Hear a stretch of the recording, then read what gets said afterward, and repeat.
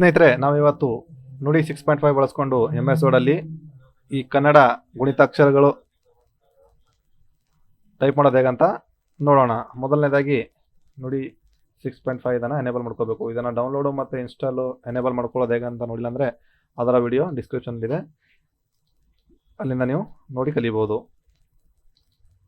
ಇವಾಗ ಸ್ಟಾರ್ಟ್ ಮಾಡೋಣ. ನೋಡಿ, ಇಲ್ಲಿ ಕೀಬೋರ್ಡ್ ಇದೆ ಲೈವ್ ಆಗಿ. ಈ ಕೀಬೋರ್ಡಲ್ಲಿ ಯಾವ ಕೀ ಪ್ರೆಸ್ ಮಾಡಿದ್ರೆ ಇಲ್ಲಿ ಕನ್ನಡ ಕ ವರ್ಗದ ಕ ಅಕ್ಷರದ ಗುಣಿತಾಕ್ಷರಗಳು ಟೈಪ್ ಆಗ್ತವೆ ಅಂತ ನೀವು ಇಲ್ಲಿ ನೋಡಬಹುದು.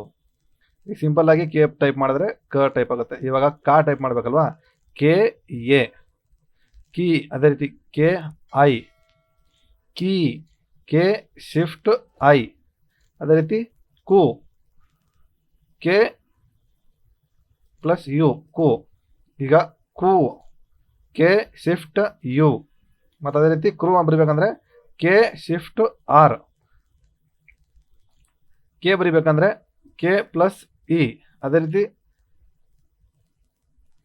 ಕೆ ಬರಿಬೇಕಂದ್ರೆ ಕೆ ಶಿಫ್ಟ್ ಇ, ಕೈ ಬರಿಬೇಕಂದ್ರೆ ಕೆ ಶಿಫ್ಟ್ ವೈ, ಅದೇ ಕೋ ಬರಿಬೇಕಂದ್ರೆ ಕೆ ಓ ಸಿಂಪಲ್ ಆಗಿ, ಮತ್ತು ಕೋ ಬರಿಬೇಕಂದ್ರೆ ಕೆ ಶಿಫ್ಟ್ ಓ.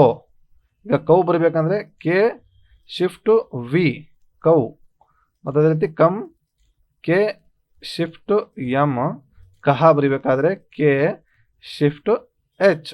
ಈ ರೀತಿಯಾಗಿ ಈಸಿಯಾಗಿ ಕಾಗುಣಿತಾಕ್ಷರಗಳನ್ನು ನಾವು ಬರಿಬೋದು. ಈಗ ಖ ಒತ್ತಕ್ಷರ ಬರಿಬೇಕು. ಈಗ ಚ ವರ್ಗದ ಮೊದಲನೇ ಅಕ್ಷರ ಏನಿದೆ ಚ, ಅದರದ ಒಂದು ಗುಣಿತಾಕ್ಷರಗಳು ಬರಿಬೇಕಂದ್ರೆ ಸಿಂಪಲ್ ಆಗಿ ಸಿ, ಆಮೇಲೆ ಸ್ಪೇಸ್ ಚ ಬರಿಬೇಕಾದ್ರೆ ಸಿ ಎ ಪ್ಲಸ್ ಆಮೇಲೆ C I G, C shift I G, ಆಮೇಲೆ ಚು